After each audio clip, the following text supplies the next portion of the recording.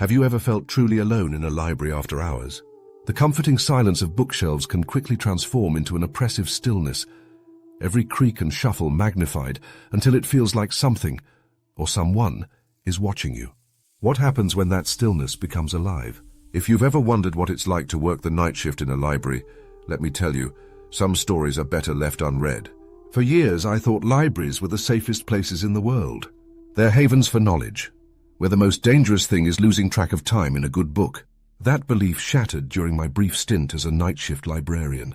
What began as a peaceful, almost meditative job turned into an experience that still gives me nightmares. This is the story of my time working in an old library, a place with too many secrets and shadows that moved when they shouldn't. The library where I worked was ancient, a Gothic-style building in a small town. It had been around for over a century, its towering stone walls weathered by time.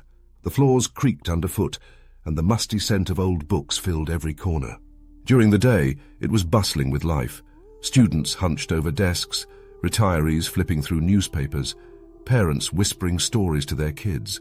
But at night, when the doors locked and the lights dimmed, the library transformed into something entirely different. I'd taken the job to make extra cash while finishing my degree. It sounded easy enough. Work from 8 p.m. to 4 a.m., keep the place in order, and handle any late-night patrons who wandered in. What I didn't realize was that most of those patrons wouldn't be human. On my first night, I was excited and a little nervous. The senior librarian, Mr. Hastings, gave me a brief tour before leaving me alone. "Don't worry," he said with a chuckle. "The library's quieter than a graveyard at night." His words unsettled me more than they should have. The first few hours passed uneventfully. I shelved books, sorted returns, and double-checked the inventory. By midnight, the only sound was the hum of the air conditioning and the occasional creak of the building settling. Then I heard it, a faint tapping sound. I froze, my heart racing. It sounded like it was coming from the basement. The library's basement was off-limits to the public, used for storage and archiving old, fragile books. Gathering my courage, I grabbed my flashlight and headed downstairs. The basement was colder than the rest of the library, the air damp and heavy. The tapping grew louder as I descended the stairs, echoing off the stone walls. I followed the sound to a row of filing cabinets. Nothing. Just as I turned to leave, a shadow moved out of the corner of my eye. "Hello?" I called out, my voice trembling. No answer. I hurried back upstairs, convincing myself it was my imagination. But deep down I knew something was wrong. A week later, I encountered my first unusual patron. It was around 2 a.m., and I was sitting at the front desk fighting off sleep when a man walked in. He was tall and thin, dressed in an outdated suit that looked like it belonged in the 1920s.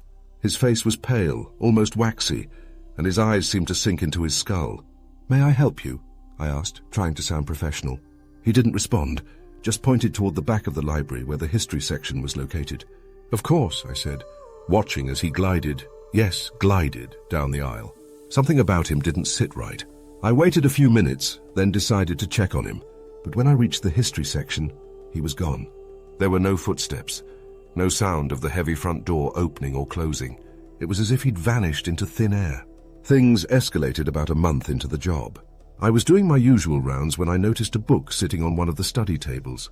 It was old, much older than anything in our collection. The leather cover was cracked and worn, and there was no title on the spine.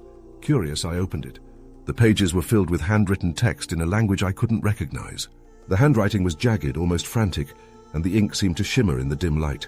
As I flipped through the pages, a chill ran down my spine. I couldn't explain it, but I felt like I was being watched. I tried to shelve the book, but it didn't match any of our catalogue numbers.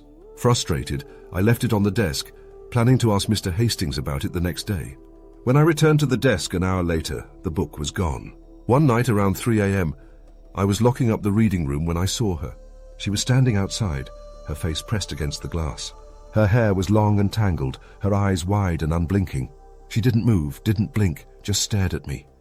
I froze, my hand on the light switch. "Can I help you?" I called out, my voice shaking. She didn't respond. I stepped closer to the window, and that's when I realized something was horribly wrong. Her reflection wasn't in the glass. I stumbled back, my heart pounding. When I looked again, she was gone. The last night I worked at the library was the most terrifying of all. It started with the lights flickering. I called maintenance, but they insisted everything was fine. Then came the whispers. At first I thought it was the wind, but as the hours dragged on, the whispers grew louder. They seemed to come from everywhere and nowhere at once. By 3 a.m. I was on edge, jumping at every sound. That's when the screaming started. It was a woman's scream, echoing through the empty halls.